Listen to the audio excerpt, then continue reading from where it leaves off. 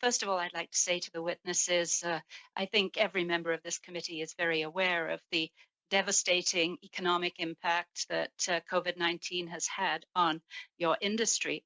But lest we forget, it has also had a devastating effect on the health of Canadians. We have some 20,000 Canadians dead of what in theory is a preventable disease.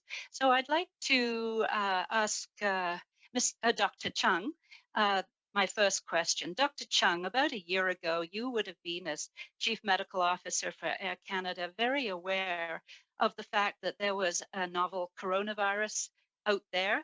A year ago already, we knew that the first case here in the GTA was of a Canadian returning from Wuhan on a plane. Please tell us what went through your mind, your thinking. You must obviously have a pandemic preparedness plan at Air Canada. What actions did you take? What advice did you give to senior management at Air Canada in the early days of this pandemic? Dr. Chung? Thank you, Chair, for the question. Again, this has been I do fully agree. This has been a significant challenge for everyone, all Canadians. I don't think there's anyone to blame per se for the pandemic. It really just happened.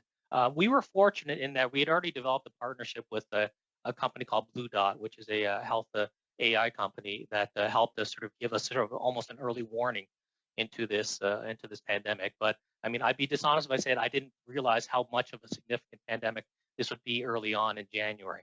Having said that, we did, as you, Mr. Chair, as they mentioned, we did have a pandemic playbook that we had reviewed early on in January. And as most of you may know, that we did review our own internal processes, our pandemic response, and subsequently did make the decision to stop our flights to China. And I believe it was January 26th. Ms. Jessica? In terms of personal protective equipment for cabin crew, were you ordering supplies? How were you preparing? Well, thank you, Mr. Chair. We were reviewing what our pandemic, through our pandemic checklist, and part of that pandemic checklist is a review of what supplies are required and what inventory we had at that time.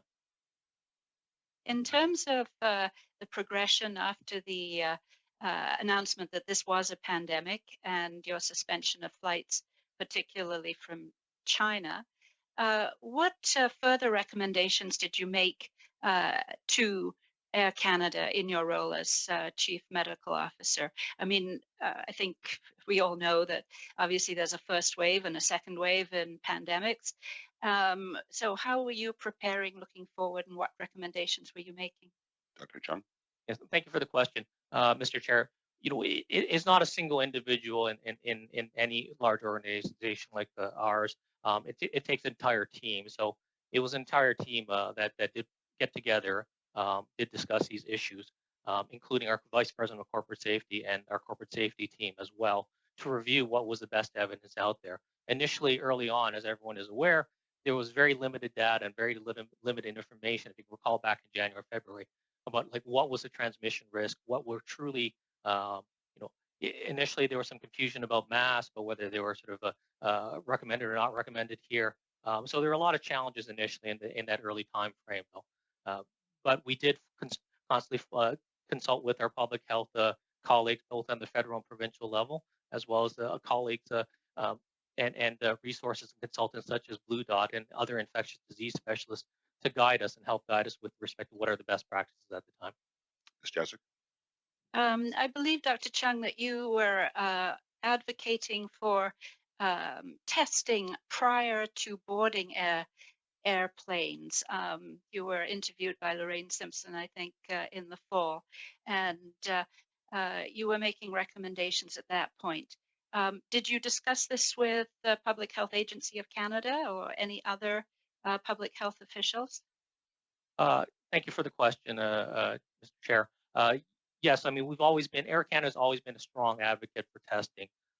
We've always been I feel we've been a world leader, quite frankly, in this area in terms of advocating testing as a means of mitigating the pandemic and mitigating risk of importation infected or COVID passengers. And similar to my colleague, Mr. Gibbons, we do firmly believe that there is a role for testing as a mitigation and as an exit strategy from the 14-day quarantine to reduce the risk, yet keep the safety of our Canadians in mind, though. So we did launch the McMaster Health Labs GTAA study September 3rd, which ran 2 months, and we did collect 46,000 tests and 12,000 participants in that. That did to provide the data that we did communicate and did discuss and share those details and that data with public health agencies.